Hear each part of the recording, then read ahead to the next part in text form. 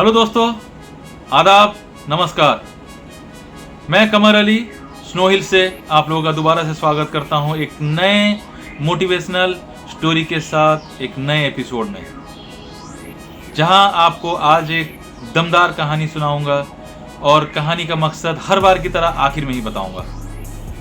Story ऐसा है कि एक फकीर जो कि गांव में रहता था, उसका गुजारा मांग कर ही चलता था। उसके परिवार को मांग कर ही लेके चलाता था भी था। फकीर ने सोचा कि शहर की तरफ जाए और शहर की तरफ जाके कुछ मांगना शुरू करे तो उसको हो सकता है कि कुछ अच्छा मिले, और वो ये सोच के एक दिन शहर की तरफ निकल जाता है।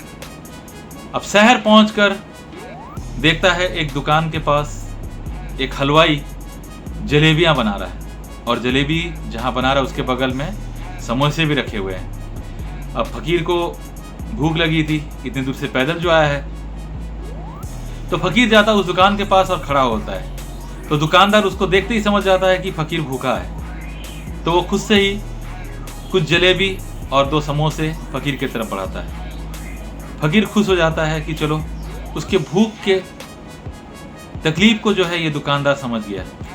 खुशी खुशी वो लेता है जलेबी और समोसे को लेके खाना खाता है, और खा लेने के बाद उस दुकानदार को काफी सारे दुआएं देता है। बोलता है कि बेटा, तूने मुझे खाना खिलाया, एक भूखे को खाना खिलाया, एक फकीर को खाना खिलाया, खुदा तुझे और बरकत दे, तू दिन दुगना और रात का चौगना बरकत तुझ में आ जाए और तू तरक्की करे। ये बोल के आगे निकलता है। आगे निकलते ही जाता है, रास्ते पे अचानक से बारिश होने लगती है। अब बारिश होने के बावजूद भी फकीर को ये समझ में नहीं आता है कि वो बारिश है, क्योंकि वो इतना खुश था, बारिश में उछल के ही जाता रहता। आप लोगों को याद होगा बचपन में कैसे करते थे हम लोग, जहां पे देखा बारिश का पानी वहां उछलने लग गए। उसी तरह ये फकीर भी उस दिन उछल रहा था, उछलते कूदते खेलते खेलते जा रहा था। तो जा रहा है बारिश में। उसको ये ध्यान ही नहीं है कि बारिश कितनी जोर की हो रही है और वो कितना गीला हो चुका है। इसके बावजूद भी वो चला जा रहा है एक अपने मगन में, अपनी खुशी में। अब इस बीच बारिश थम चुकी है, तो उसी रास्ते से एक बाइक जा रही थी, और बाइक में एक लड़का और एक लड़की दोनों जा रहे हैं। अब रास्ते में ये क्योंकि उछल रहा था, तो उछलने के वक्त पता चलता है कि वो जो कीचड़ में उछल रहा था, जो पानी में उछल रहा था, वो पानी उछल के लड़की के कपड़ों को गंदा कर देता है।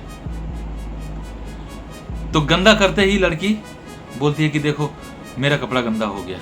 लड़का उतरता है और इस फकीर से लड़ने लग जाता है कि ये क्या है तरीका यार, तू अपने आप को क्या समझ रहा है? तेरी वजह से मेरी दोस्त का जो है कपड़ा गंदा हो गया, खराब हो गया।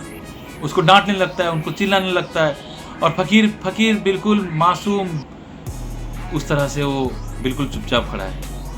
अब इस बीच इस लड़के को इतनी गुस्सा आ चुकी थी, इतना गुस्सा हो चुका था वो, कि फकीर को न जाने उसने कब हाथ भी उठा दिया और हाथ चला दिया और एक जोर का तमाचा भी लगा दिया। बल्कि उतना ही नहीं, एक धक्का भी लगा दिया, जिसकी वजह से फकीर नीचे गिर गया। और लड़की बोलती है कि मत मारो, और ये सब चलो छोड़ो, ठीक है, कोई बात नहीं, कपड़ा साफ कर लेंगे या नया कपड़ा खरीद लेंगे, ऐसा कोई बात नहीं है, चलो हम यहाँ से निकलते हैं। अब ये बोल के लड़का लड़की दोनों निकल जाते हैं।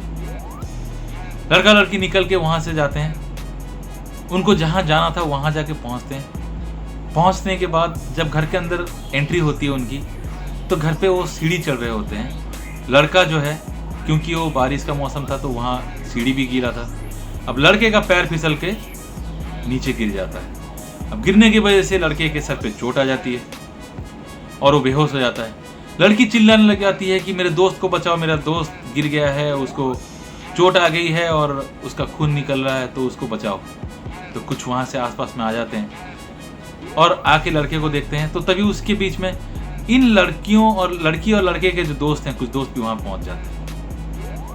अब पहुँचने के बाद लड़की उनको बोलती है कि ये सब उस फकीर का है, बरदुआ का नतीजा है, क्योंकि फकीर ने बद्दुआ दिया था और इन बद्दुआ दिया था इसीलिए ये मेरा जो दोस्त है वो गिर गया है, हम लोग का दोस्त गिर गया है। ये सुनते ही ये लड़की और लड़के के दोनों जो दोस्त हैं वो क्या करते हैं, गुस्से के मारे निकल जाते हैं कि ये बद्दुआ दिया है, हम आज उस फकीर को नहीं छोड़ेंगे। ये सोच के निकल जाते हैं फकीर को ढूंढने के लिए और उसको मारने के लिए। भाग कर जाते हैं, जाकर देखते हैं तो वो फकीर रास्ते में पैदल जा रहा है। उसको पकड़ लेते हैं। पकड़ने के बाद उसको एकदम चिल्लाने लग जाते हैं, डांटने लग जाते हैं और बोलते रहते हैं कि यार तूने बद्दुआ दे दिया है, इसकी वजह से हमारा दोस्त गिर गया और दोस्त के सर पे चोट लग चुकी है और वो बेहोश हो चुका है। तूने बद्दुआ दिया इसलिए हम तुझे आज नहीं छोड़ेंगे, तुझे हम लोग मार डालेंगे और तुझे मारेंगे आप। इतना सुनते ही फकीर ने बोला, क्या आप लोगों को पता है कि आपके जो दोस्त ने मुझ पे हाथ क्यों उठाया था, मुझे क्यों मारा था, आपको पता है? तो लड़कों ने कहा कि नहीं, हमें नहीं पता है, लेकिन हाँ तुमने बद्दुआ दिया था इसीलिए उसने तुम पे हाथ उठाया था। फकीर बोलता है कि उसने इसीलिए मुझ पे हाथ उठाया था क्योंकि मैंने उसकी जो दोस्त थी उसके दोस्त के कपड़े को गीला कर दिया था और पानी में उछल कूद कर रहा था, इसीलिए उसके दोस्त का जो कपड़ा है वो गीला हो गया। इसकी वजह से आपका जो दोस्त है वो मुझे हाथ उठा के गया और वहाँ पे इसीलिए जाके गिरा है। लेकिन एक बात बता दूं, गिरने का मतलब ये नहीं कि मैंने बद्दुआ दिया है। क्यों पता है? अब आपके दोस्त ने मुझ पे हाथ इसीलिए उठाया था क्योंकि मैंने उनके दोस्त के कपड़े को गंदा कर दिया था। सोचिए, आप मुझ पे हाथ उठाने के लिए आ रहे हो, जैसे उन्होंने अपने दोस्त पे कुछ कीचड़ उछला इसीलिए मुझ पे हाथ उठा दी। तो आप सोच लो कि मेरा दोस्त तो खुदा है। अब सोचो आप मुझ पे हाथ उठाओगे तो क्या होगा। अगर आपके दोस्त पे थोड़ी सी कीचड़ उछलने पे वो मुझ पे हाथ उठा सकते हैं, तो अगर इस खुदा के दोस्त पे अगर आप हाथ उठाओगे तो आपका नतीजा क्या होगा। इतना सुनते ही ये चारों दोस्त जो गए थे वो 2 कदम पीछे आ गए और घबरा के वहां से निकल लिए। दोस्तों, स्टोरी का बहुत बड़ा जो मतलब है और मकसद है वो समझने वाली ये है कि आप कभी भी अकेले नहीं हो। आप ये मत सोचो कि आप लाचार हो, आप ये मत सोचो कि आप अकेले हो, आप ये मत सोचो कि आप बेचारे हो। आप अगर उनको दोस्त बना रहे हो, उस खुदा को दोस्त बना रहे हो और उनके भरोसे अगर हो, तो आप पे मजाल है किसी की हाथ उठा दे और कोई हाथ उठा के रह भी नहीं पाएगा। क्योंकि फकीर ने बद्दुआ नहीं दिया था, क्योंकि फकीर पे हाथ उठाया था इसने, इसलिए खुदा ने उसको उसकी जो सजा है उसकी सजा उसको दे दी। तो आप सोचिए, आप अगर उस खुदा को दोस्त बना ले तो क्या होगा। दोस्तों, इस स्टोरी से जरूर से आपको भी कुछ सीखने के लिए मिला होगा।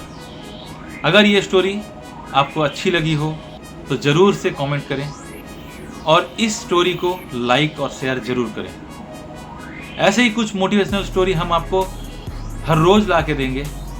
बस ज़रूरत है तो एक लाइक की, चैनल को सब्सक्राइब करने की और हमारे इस मोटिवेशनल स्टोरी को शेयर करने की। कि क्यों? क्योंकि क्या पता हमारी स्टोरी किसी के अंदर उम्मीद जगा दे।